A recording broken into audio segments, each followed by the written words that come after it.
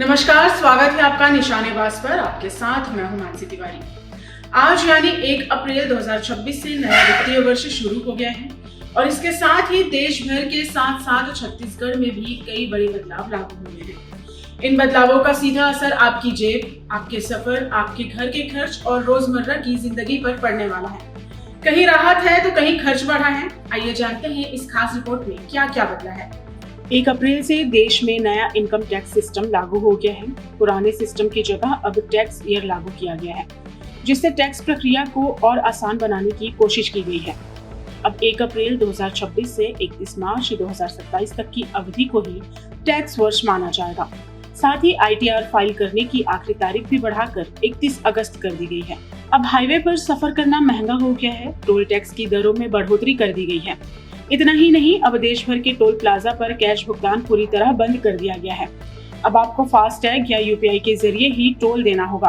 अगर फास्टैग में बैलेंस नहीं है तो परेशानी बढ़ सकती है। छत्तीसगढ़ में एक बड़ी राहत भी दी गई है। अब जमीन और प्रॉपर्टी की रजिस्ट्री सस्ती हो गई है, क्योंकि स्टाम्प ड्यूटी पर 12% सरचार्ज खत्म कर दिया गया है। इससे प्रॉपर्टी खरीदने वालों को सीधा फायदा मिलेगा।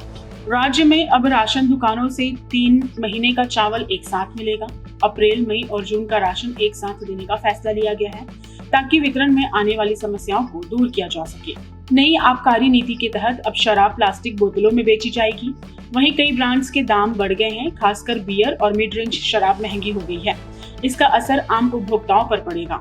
कमर्शियल LPG सिलेंडर के दाम में 200 से ज्यादा की बढ़ोतरी की गई है। रायपुर में भी इसकी कीमत करीब 2300 रुपए तक पहुंच गई है। इससे होटल, ढाबा और कैटरिंग का खर्च बढ़ेगा और इसका सीधा असर आपकी जेब पर पड़ेगा। अब ट्रेन टिकट कैंसिल करने के लिए नियम सख्त हो गए हैं। रिफंड पाने के लिए आपको कम से कम 8 घंटे पहले टिकट कैंसिल करना होगा। हालांकि अब यात्री ट्रेन छूटने से 30 मिनट पहले तक बोर्डिंग स्टेशन बदल सकते हैं। अब बैंक, निवेश और टैक्स से जुड़े सभी कामों में KYC अनिवार्य कर दिया गया है। बिना वेरिफिकेशन के ट्रांजैक्शन संभव नहीं होगा।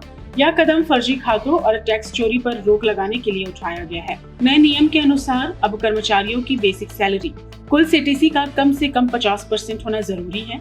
इससे PF और ग्रेच्युटी बढ़ेगी, लेकिन इन हैंड सैलरी थोड़ी कम हो सकती है। तो कुल मिलाकर 1 अप्रैल से लागू ये बदलाव आपके हर महीने के बजट पर असर डालेंगे। कहीं राहत है तो कहीं खर्चा बढ़ गया है और अब आपको अपनी प्लानिंग भी इन्हीं बदलाव के हिसाब से करनी होगी। फिलहाल इस रिपोर्ट में इतना ही। जुड़े रहिए निशानेबाज के साथ। तब तक के लिए नमस्कार।